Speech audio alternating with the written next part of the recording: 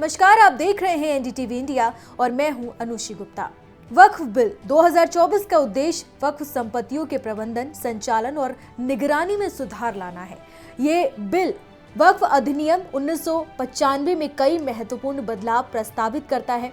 JPC ने इस bill पर चर्चा की और विभिन्न पक्षों से साक्ष्य प्राप्त किए। रिपोर्ट में उन सभी साक्ष्यों का रिकॉर्ड शामिल है जो संयुक्त समिति के समक्ष पेश किए गए थे। इन साक्ष्यों का उद्देश्य बिल के प्रावधानों को प्रभावी और न्याय संगत ढंग से लागू करना है। जेपीसी ने इस बिल में 14 संशोधनों को भी मंजूरी दी है जो वक्फ संपत्तियों के बेहतर प्रबंधन और उपयोग को सुनिश्चित करेंगे।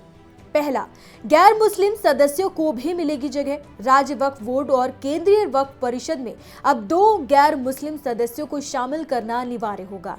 पहले यह प्रावधान था कि ये सदस्य एक्स ऑफिसर होंगे, लेकिन अब सदस्यों को इससे अलग कर दिया गया है।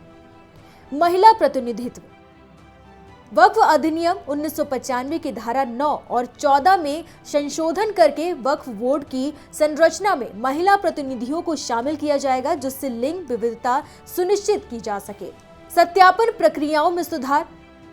वक्फ संपत्तियों के दावों के लिए अनिवार्य सत्यापन प्रक्रियाओं को लागू किया जाएगा, जिससे पारदर्शिता बढ़ेगी और अवैध कब्जों को रोका जा सकेगा। जिला मजिस्ट्रेट की भूमिका। वक्फ संपत्तियों की देखरेख के लिए जिला मजिस्ट्रेटों की भागीदारी बढ़ाई जाएगी, जिससे प्रशासनिक निगरानी में सुधार होगा। वक्फ बोर्ड की शक्तियों में कमी। वक्फ बोर्ड की अनियंत्रित शक्तियों को सीमित करने के लिए कुछ प्रावधानों को हटाया जाएगा, जिससे वो बिना आवश्यक जांच के किसी भी संपत्ति को वक्फ घोषित नहीं कर सकेंगे। वक्फ संपत्तियों का डिजिटलीकरण। वक्फ संपत्तियों के बेहतर प्रबंधन के लिए उनके डिजिटलीकरण की प्रक्रिया को बढ़ावा दिया जाएगा। बेहतर ऑडिट प्रणाली। वित्तीय पारदर्शिता सुनिश्चित करने के लिए वक्फ की संपत्तियों की ऑडिट प्रणाली में सुधार किए जाएंगे। अवैध कब्जों की रोकथाम। अवैध रूप से कब्जा की गई वक्फ संपत्तियों को वापस लेने के लिए कानूनी प्रणाली में सुधार किए जाएंगे। वक्फ बोर्ड के सदस्यों की नियुक्ति।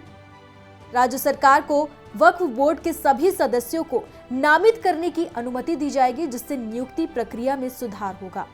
वक्फ न्यायाधिकरण की शक्तियों में वृद्धि।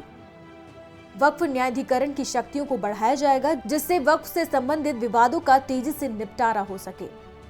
वक्फ संपत्तियों के अधिकृत हस्तांतरण पर कड़ी कार्रवाई। वक्फ संपत्तियों के अनधिकृत हस्तांतरण के लिए कड़ी सजा के प्रावधान किए जाएंगे। मुख्य कार्यकारी अधिकारी की नियुक्ति।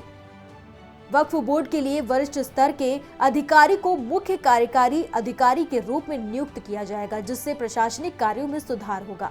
वक्फ संपत्तियों के कंप्यूटरीकरण। वक्फ संपत्तियों के रिकॉर्ड को कंप्यूटरीकृत किया जाएगा, जिससे डेटा प्रबंधन में सुधार होगा।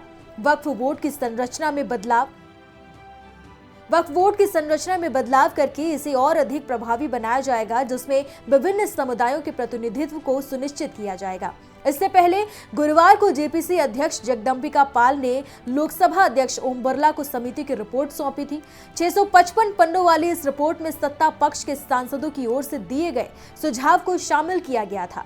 विपक्षी सांसदों ने इस रिपोर्ट को असंवैधानिक बताते हुए दावा किया था कि ये कदम वक्फ बोर्ड को बर्बाद कर देगा।